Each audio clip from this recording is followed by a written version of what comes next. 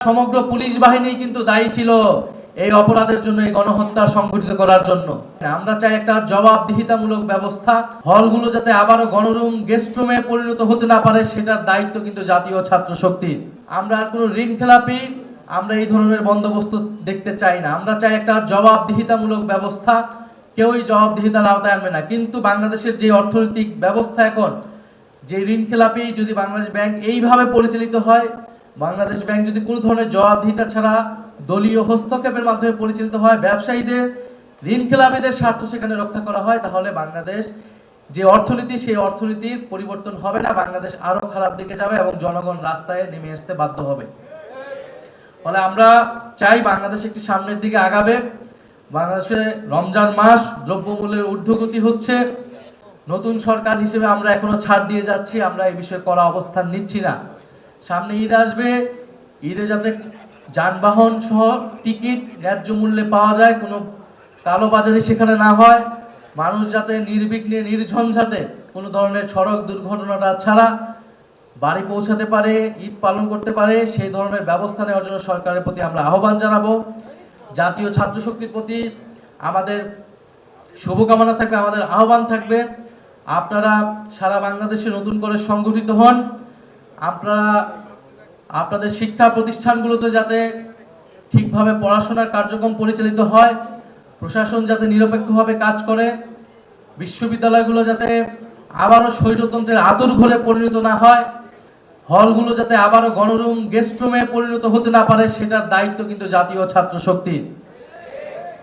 জাতীয় ছাত্র শক্তি গণ অভ্যুত্থানের আকাঙ্ক্ষাকে ধারণ করে বাংলাদেশের শিক্ষার্থী সমাজের পাশে তাদের অধিকারের পক্ষে থাকবে। বিশ্ববিদ্যালয়গুলোতে, কলেজগুলোতে যাতে গণতান্ত্রিক পরিবেশ থাকে, কথা বলার অধিকার থাকে, সেটা নিশ্চিত করার দায়িত্ব জাতীয় ছাত্র শক্তির।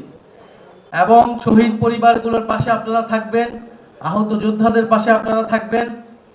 একটা কথা শোনা হচ্ছে যে পুলিশ হত্যার তদন্ত নাকি আবার করা হবে। জুলাই গণ অভ্যুত্থানের সময় সেই যে যুদ্ধ পরিস্থিতি, যদি বিচার নিশ্চিত করতে হয়, অবশ্যই আগে যারা জুলাই গণ অভ্যুত্থানে জুলাই যোদ্ধা যারা আহত হয়েছে, শহীদ হয়েছে, তাদের বিচার আগে নিশ্চিত করতে হবে।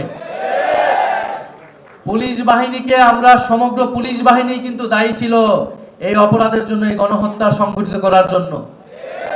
কিন্তু আমরা সমগ্র পুলিশ বাহিনীকে কাঠগড়ায় দাঁড় করিয়ে নেই।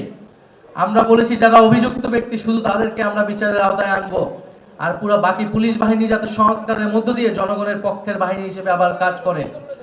ফলে এই মীমাংসিত বিষয় নিয়ে যদি আবার বিতর্ক তৈরি করা হয়, তাহলে জনগণ বাধ্য হবে রাজপথে নামতে।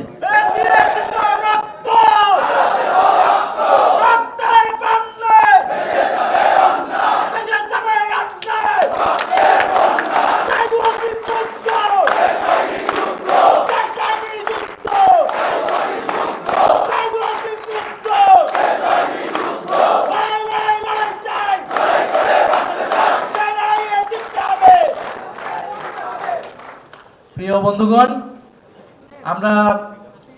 আমরা আবারও শীঘ্রই সারা দেশে যাব জাতীয় নাগরিক পার্টি এনসিপির পক্ষ থেকে।